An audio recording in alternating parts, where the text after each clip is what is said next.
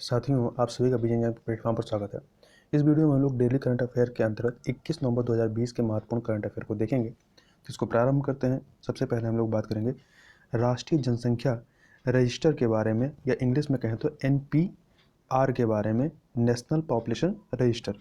तो कॉन्टेक्स्ट यह है कि भारत के महापंजीयक registrar general of India RGI के कार्यालय द्वारा अभी हाल ही में स्पष्ट किया गया है कि राष्ट्रीय जनसंख्या रजिस्टर अर्थात NPR के सूचीपत्र अथवा जो उसमें प्रश्नावली है उसको अंतिम रूप दिया जा रहा है तथा 2021 में होने वाली जनगणना के पहले चरण की संभावित तिथि के बारे में अभी जानकारी उपलब्ध नहीं है। तो यह जो इनके द्वारा स्पष्टीकरण दिया गया या जो जानकारी दी गई इसलिए दी गई क्योंकि हाल ही में अभी RTI के द्वारा इनसे इसी के संबंध में प्रश्न पूछा गया था कि यह जो जनगणना की पहले चरण की जो संभावित तिथि कब तक है। आगे बात कर लेते हैं हम लोग राष्ट्रीय जनसंख्या रजिस्टर NPR के बारे में। तो यह होता क्या है? तो यह जो रजिस्टर है यह देश के सामान्य निवासियों की एक सूची होती है। अब प्रश्न उठता है कि ये देश के सामान्य निवासी किसे कहेंगे। तो इसको थोड़ा समझ लेते हैं। तो गृह मंत्रालय के अनुसार देश का सामान्य निवासी को निम्न रूप में परिभाषित किया गया है।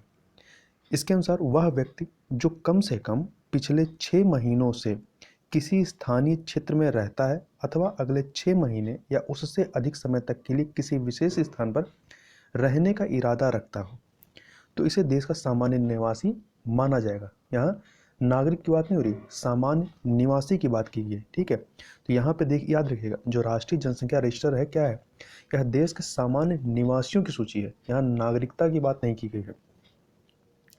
आगे देखें NPR के बारे में। तो NPR को नागरिकता कानून 1955 और नागरिकों का पंजीकरण और राष्ट्रीय पहचान पत्र जारी करना नियम 2003 के प्रावधानों के अनुसार स्थानीय, उपजिला, जिला, राज्य और राष्ट्रीय स्तर पर तैयार किया जाता है। एक स्थानीय स्तर पर, फिर उपजिला, जिला, राज्य और राष्ट्रीय स्तर पर, इतने स्तरों पर इसको तैयार किया जाता है। NPR में पंजीकरण कराना जो है भारत के प्रत्येक सामान्य निवासी के लिए अनिवार्य है। तो यहाँ याद रखिएगा, यहाँ अनिवार्य शब्द लिखा गया है। अब इसका उद्देश्य क्या है इस NPR को तैयार करने का? तो इसका उद्देश्य देश के प्रत्येक आम नागरिक की विस्तृत पहचान का डेटाबेस तैयार करना, जिससे उसके आधार पर आगे की योजनाओं को क्रियान्वित किया जा सके। और याद रखिएगा, जो जनगणना का कार्यक्रम चलाया जाता है या जो जनगणना की जाती है, यह किस मंत्रालय के अंतर्गत आती है? या तो गृह मंत्रालय के अंतर्गत यह आता है। आगे बात कर लेते हैं प्लाज्मा थेरेपी के अंधाधुंध प्रयोग पर भारतीय आयुर्विज्ञान अनुसंधान परिषद ICMR का विरोध आया है। तो संदर्भ यह है कि हाल ही में ICMR अर्थात भारतीय आयुर्विज्ञान अनुसंधान परिषद द्वारा कोविड-19 के इलाज के लिए जो कॉन्वलेसेंट प्लाज्मा थेरेपी चल रही है CPT, इसका जो अधिकाधिक या अंधाधुंध इस्तेमाल हो रहा है उसके खिलाफ चेतावनी जारी की गई है। ये ICMR के अनुसार ये जो प्लाज्मा थेरेपी है यह इसकी इफ़िशियंसी बहुत ज़्यादा नहीं है, बहुत ज़्यादा प्रभावी कोविड-19 के इलाज के लिए नहीं है। तो इसी के संदर्भ में चेतावनी जारी की गई। हमारे लिए महत्वपूर्ण है कि प्लाज्मा थेरेपी क्या है। तो प्लाज्मा जो होता है ये रक्त का एक तरल भाग होता है तथा संक्रमण से ठीक होने वाले रोगियों के रक्त से निकाले गए ये कॉन्वलेसेंट प्लाज्मा जो है संक्रमण के विरुद्ध एंटीबॉडीज का एक सोर्स होता है। और इस थेरेपी में कॉन्वलेसेंट प्लाज्मा का जो यूज है या प्रयोग है वो अन्य रोगियों को ठीक करने के लिए किया जाता है। इसके तहत प्लाज्मा दानकर्ता जो भी प्लाज्मा डोनर हैं उनको कोविड-19 संक्रमण से ठीक होने संबंधित जो प्रलेखित डॉक्यूमेंटेड मामले के रूप में दर्ज होना चाहिए। मतलब वो पहले कोविड-19 से संक्रमित हुए हैं और उसके बाद ठीक हो चुके हों, और संक्रमण के अंतिम लक्षणों के समाप्त होने के बाद 28 दिनों तक स्वस्थ रहना उनका आवश्यक होता है। इसके बाद ही वो प्लाज्मा डोनेट कर सकते हैं। आगे बात कर लेते हैं माइक्रोवेव हथियार के बारे में कि यह माइक्रोवेव हथियार क्या होते हैं और वर्तमान में यह चर्चा में क्यों है। तो चर्चा में इसलिए है कि भारतीय सेना ने उन ऑनलाइन मीडिया रिपोर्ट्स को खारिज किया है जिनमें दावा किया गया था कि चीन की पीपल्स लिबरेशन आर्मी PLA ने लद्दाख में माइक्रोवेव हथियारों का इस्तेमाल किया था। वर्तमान में लद्दाख क्षेत्र में क्या है, चीन और भारत के मध्य में काफ़ी तनाव चल रहा है। तो उसी के संदर्भ में यह रिपोर्ट आ रही थी जिसका भारतीय सेना ने खंडन किया है। हमारे लिए महत्वपूर्ण है कि माइक्रोवेव हथियार क्या होते हैं। तो माइक्रोवेव हथियारों को प्रत्यक्ष ऊर्जा हथियारों अर्थात डायरेक्ट एनर्जी वेपन्स का एक प्रकार माना जाता है, जिनके द्वारा किसी लक्ष्य पर ध्वनि है, लेजर है या माइक्रोवेव के रूप में अत्यधिक केंद्रित ऊर्जा से हमला किया जाता है, एनर्जी से हमला किया जाता है। और यहाँ याद रखिएगा कि एक थोड़ा सा कई बार क्रम लगाने के लिए लिया जाता है कि किसकी जो वेवलेंथ है वो ज़्यादा है। तो याद रखिएगा यहाँ पे हम लोग लेफ़्ट टू राइट जैसे जैसे आगे बढ़ेंगे इसकी वेवलेंथ बढ़ती जाएगी। जैसे सबसे कम वेवलेंथ जो होती है गामा रेज की, उससे ज़्यादा एक्स रेज, फिर विजुअल रेंज होता है, फिर इंफ्रारेड, फिर माइक्रोवेव्स और सबसे ज़्यादा वेवलेंथ होती है रेडियो वेव्स। और याद रखिएगा जैसे जैसे वेवलेंथ बढ़ती है उसकी जो फ्रीक्वेंसी होती है वो कम होती जाती है। जिसकी ज़्यादा फ्रीक्वेंसी होगी उसमें एनर्जी ज़्यादा होती है। तो इस प्रकार से गामा रेज में एनर्जी जो होगी वो ज़्यादा होगी। अब थोड़ा सा बात कर लेते हैं माइक्रोवेव हथियार रखने वाले देशों के बारे में। तो माना जाता है कि कुछ देशों द्वारा मानव और इलेक्ट्रॉनिक प्रणालियों दोनों को लक्षित करने के लिए, मतलब यह जो माइक्रोवेव हथियार होते हैं दोनों पे इस्तेमाल होते हैं, इलेक्ट्रॉनिक प्रणालियों को ख़राब करने के लिए या जो आर्मी है या सैनिक है उन पर अटैक करने के लिए। तो दोनों को लक्षित करने के उद्देश्य इन हथियारों को विकसित किया गया है। जैसे कि चीन के द्वारा भी इसको विकसित किया गया। चीन द्वारा पहली बार 2014 में एक एयर शो के दौरान पॉली WB-1 नामक माइक्रोवेव हथियार का प्रदर्शन किया गया था। इसके अलावा अमेरिका द्वारा एक प्रोटोटाइप माइक्रोवेव शैली का हथियार विकसित किया गया है जिसे एक्टिव डेनियल सिस्टम नाम दिया गया है। आगे चलते हैं, अगला है गौ संरक्षण कैबिनेट की स्थापना के संदर्भ में। तो यह गौ संरक्षण कैबिनेट कहाँ स्थापित किया गया? तो मध्य प्रदेश सरकार के द्वारा गोधन संरक्षण व संवर्धन हेतु गो कैबिनेट स्थापित करने का निर्णय लिया गया। तो याद रखिए किस सरकार ने स्थापित किया है इसको, किस राज्य सरकार ने? तो आपके मध्य प्रदेश सरकार ने। इसके तहत पशुपालन, वन पंचायत व ग्रामीण विकास, राजस्व गृह और किसान कल्याण विभाग गौ कैबिनेट में शामिल होंगे। इसके अलावा जो इसकी पहली बैठक होगी वो 22 नवंबर को गोपाष्टमी पर दोपहर 12 बजे गौ अभ्यारण्य जो कि मालवा के आगर में है यहाँ पर आयोजित की जाएगी। आगे चलते हैं, आगे है मोनोक्लोनल एंटीबॉडी के बारे में। तो देख लेते हैं कि यह कॉन्टेक्स्ट इसका क्या है, चर्चा में क्यों था। तो हाल ही में कुछ समय पहले सीरम इंस्टीट्यूट ऑफ इंडिया और international AIDS vaccine initiative IAVI द्वारा SARS-CoV-2 जो कोरोना वायरस है इसको अप्रभावी करने वाली मोनोक्लोनल एंटीबॉडी विकसित करने हेतु फार्मास्यूटिकल क्षेत्र की प्रमुख कंपनी मर्क के साथ एक समझौते की घोषणा की गई है इनके द्वारा। तो हमारे लिए महत्वपूर्ण है कि ये मोनोक्लोनल एंटीबॉडी होती क्या है। तो ये मानव निर्मित प्रोटीन होती है जो प्रतिरक्षा प्रणाली, जो इम्यून सिस्टम है, तो प्रतिरक्षा प्रणाली में मानव एंटीबॉडी की भांति कार्य करती है। इन एंटीबॉडीज़ को IAVI आपका ये जो यहाँ पर था इंटरनेशनल एड्स वैक्सीन इनिशिएटिव, तो IAVI तथा स्क्रिप्स रिसर्च द्वारा कोविड-19 महामारी से निपटने के लिए नव प्रवर्तक हस्तक्षेप इनोवेटिव इंटरवेंशन के रूप में संयुक्त रूप से विकसित किया गया था। तो ये जो होते हैं आपके दो होते हैं, एक पॉलीक्लोनल होते हैं, एक मोनोक्लोनल होते हैं। तो दोनों में कुछ डिफरेंसेस हैं जो यहाँ पर लिखे गए हैं। पॉलीक्लोनल क्या होता है, इसको प्रोड्यूस करना सस्ता होता है जबकि मोनोक्लोनल को प्रोड्यूस करना महंगा होता है। पॉलीक्लोनल में क्या होता है, जो एंटीबॉडीज़ होते हैं इनकी कई स्पीसीज़ के मतलब एंटीबॉडीज़ कई प्रकार के होते हैं। तो कई प्रकार के एंटीबॉडीज़ का ये मिक्सचर होता है या मिक्स्ड होता है, जबकि जो मोनोक्लोनल होगा ये सिंगल एंटीबॉडी स्पीसीज होते हैं। तो इसी प्रकार से इसमें कई सारे दोनों में डिफरेंसेस होते हैं। आगे हम लोग बात करते हैं लाइफ इन मिनिएचर परियोजना के बारे में या लाइफ इन मिनिएचर प्रोजेक्ट। तो यह संस्कृत मंत्रालय जो कल्चरल मिनिस्ट्री है उसके नई दिल्ली स्थित राष्ट्रीय संग्रहालय, नेशनल म्यूजियम और गूगल आर्ट्स एंड कल्चर की संयुक्त परियोजना है। तो याद रखिएगा किसका यह संयुक्त परियोजना है, तो कल्चर मिनिस्ट्री के राष्ट्रीय संग्रहालय और गूगल आर्ट्स एंड कल्चर की।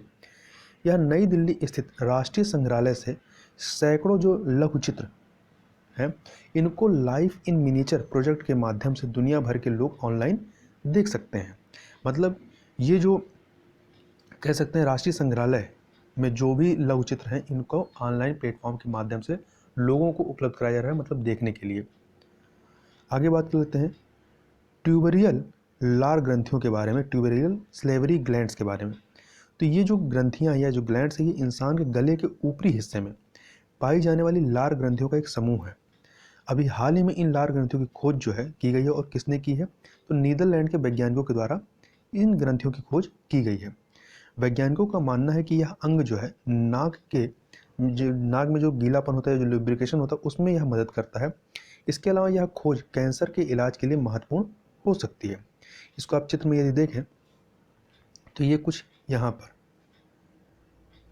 पर इस प्रकार से ये ट्यूबेरियल सलेवरी ग्लैंड्स होती है। आगे चलते हैं इसी में। तो अब तक क्या था कि मानव शरीर में 3 बड़ी लार ग्रंथियाँ ज्ञात थी, एक जीभ के नीचे, एक जबड़े के नीचे और एक गाल के पीछे, और एक ये नई खोजी गई है। आगे बात करते हैं CPI-IW अर्थात उपभोक्ता मूल्य सूचकांक, consumer price index for industrial workers. CPI-IW के लिए आधार वर्ष में कुछ समय पहले संशोधन किया गया है। तो देख लेते हैं यह संशोधन क्या है, मतलब आधार वर्ष क्या आप कर दिया गया है। तो श्रम और रोजगार मंत्रालय द्वारा औद्योगिक श्रमिकों के लिए उपभोक्ता मूल्य सूचकांक, इंग्लिश में कहें तो consumer price index for industrial workers CPI-IW के लिए आधार वर्ष को 2001 से संशोधित करके 2016 किया गया। तो याद रखिएगा अब आधार वर्ष क्या है, 2016 CPI-IW का। यह संशोधन जो है लक्षित आबादी के, मतलब जो टारगेटेड आबादी है, मतलब इंडस्ट्रियल वर्कर, इनके नवीनतम उपभोग स्वरूप का प्रतिनिधित्व करने वाली नई श्रृंखला के साथ CPI-IW का संशोधन आने वाले समय में श्रमिकों के हित अनुकूल साबित होगा, मतलब उनके हित में ही यह साबित होगा। इस संशोधन में बदलते हुए उपभोग पैटर्न को प्रतिबिंबित करने के लिए, रिप्रेजेंट करने के लिए भोजन और पेय पदार्थों का जो भारांक था अर्थात जो वेटेज था, इसको कम कर दिया गया है, और इसको कम करते हुए स्वास्थ्य, शिक्षा, मनोरंजन और अन्य विविध खर्चों पे जो भारांश था, जो वेटेज था, उसको अधिक कर दिया गया है। तो यह महत्वपूर्ण फैक्ट याद रखिएगा। अब बात कर लेते हैं जो CPI-IW है, इसका उपयोग कहाँ पे होता है। तो इसका उपयोग खुदरा अर्थात रिटेल कीमतों में, थोक कीमतों में नहीं, रिटेल कीमतों में मुद्रास्फीति को मापने के लिए किया जाता है। इसके अतिरिक्त इसका उपयोग जो है सरकारी कर्मचारियों, जो गवर्नमेंट एम्प्लॉय हैं, और औद्योगिक श्रमिकों के महंगाई भत्ते, डियरनेस अलाउंसेस DA को विनियमित अर्थात रेगुलेट करने की तथा अनुसूचित नौकरियों में न्यूनतम मजदूरी को संशोधित करने के लिए भी किया जाता है। अगला है दोष सिद्ध हेतु यौन उत्पीड़ित की गवाही की पर्याप्तता के बारे में। तो हाल ही में सुप्रीम कोर्ट ने निर्णय दिया है कि यौन हमलावर, मतलब जिसने किसी के साथ यौन अपराध किया है, तो यौन हमलावर को दोषी ठहराने के लिए यौन उत्पीड़न की जो शिकार महिला है, जिसका उत्पीड़न किया गया है, उसके द्वारा दिया गया एकमात्र और विश्वसनीय साक्ष्य पर्याप्त है। मतलब उसकी जो गवाही है, जो उसने बयान दिया है, या जो उसने साक्ष्य दिया है, वो पर्याप्त है, और उसके आधार पर उसको सजा दी जा सकती है। तथा यौन उत्पीड़न की शिकार कोई महिला जो है, सुप्रीम कोर्ट ने जो कहा कि यौन उत्पीड़न की शिकार कोई महिला अपराध में सहभागी नहीं होती, बल्कि वह किसी अन्य व्यक्ति की वासना का शिकार होती है, और इसलिए उसके द्वारा पेश किए गए जो साक्ष्य, जो प्रूफ है, उनको अन्य अपराधों में दिए गए सबूतों की भांति संदेहात्मक मानते हुए जांच करने की आवश्यकता नहीं है। मतलब जो महिला ने कह दिया जिसका उत्पीड़न हुआ है, वही सबसे बड़ा साक्ष्य है। अब इसका बैकग्राउंड यह है, जजमेंट आया क्यों है। तो न्यायालय ने यौन अपराधों से बच्चों का संरक्षण संबंधी अधिनियम 2012 या protection of children from sexual offences, जिसको हम लोग शॉर्ट में पोक्सो एक्ट कहते हैं, तो इसके तहत तमिलनाडु में एक 13 वर्षीय बच्चे के यौन उत्पीड़न करने के दोषी पाए गए एक व्यक्ति को दी गई सजा की पुष्टि करते हुए यह अपना निर्णय सुप्रीम कोर्ट ने सुनाया था। आगे बात कर लेते हैं इंफोडेमिक। इंफोडेमिक क्या होता है। तो एक नया वर्ड अभी चर्चा में था कि इंफोडेमिक, तो हमें पता होना चाहिए इंफोडेमिक क्या है और किसको रिप्रेजेंट करता है। तो इंफोडेमिक का तात्पर्य जो होता है बहुत अधिक जानकारी रखने से, जिसमें गलत या भ्रामक जानकारी, विशेष रूप से सोशल मीडिया पर पाई जाने वाली जानकारी सम्मिलित होती है। चूँकि सोशल मीडिया का ज़माना है, तो इसमें कई सारी भ्रामक जानकारियाँ होती हैं जो ऐसी पढ़ने में लगती हैं कि ये सत्य है। मतलब कुछ जानकारियाँ ऐसी होती हैं जो अर्ध सत्य होती हैं, और हम लोग उसका जो आधा असत्य बात है उस पर ध्यान नहीं देते हैं और उस पर भरोसा कर लेते हैं, और इससे कई सारी विसंगतियाँ उत्पन्न होती हैं। तो इसी के लिए यह शब्द इस्तेमाल किया गया है इंफोडेमिक। जैसे पेंडेमिक, इस समय क्या है, कोरोना वायरस को लेकर पेंडेमिक फैला हुआ है, उसके लिए वैक्सीन का इलाज ढूंढा जा रहा है। तो जैसे वो खतरा है, उसी प्रकार से इंफोडेमिक भी जो है हमारे समाज के लिए खतरा है। तो इसको लेकर जो चिंता है वह यह है कि यह भ्रम, जोखिम उठाने और सरकारों और सार्वजनिक स्वास्थ्य प्रक्रियाओं के प्रति अविश्वास पैदा कर सकता है, मतलब लोगों के मध्य में गलतफहमी पैदा कर सकता है। अगला है कोवी राय, कोवी कोवी रॉप कोवी रॉप ये क्या है? तो यह जो है कोविड-19 का पता लगाने के लिए एक नैदानिक मतलब एक नई मशीन खोजी गई है, बनाई गई है, उसी का नाम है कोवी रॉप। और इसे बनाया किसने है? तो इसे आईआईटी खड़गपुर के शोधकर्ताओं के द्वारा विकसित किया गया है और इससे कोविड-19 परीक्षण प्रक्रिया जो है 1 घंटे के भीतर पूरी हो जाती है। तो याद रखिएगा कोवी रॉप ये जो मशीन है कहाँ के शोधकर्ताओं ने बनाई है? तो आईआईटी खड़गपुर के। तो इस वीडियो में बस इतना ही, मिलते हैं नेक्स्ट वीडियो में, तब तक के लिए बहुत बहुत धन्यवाद।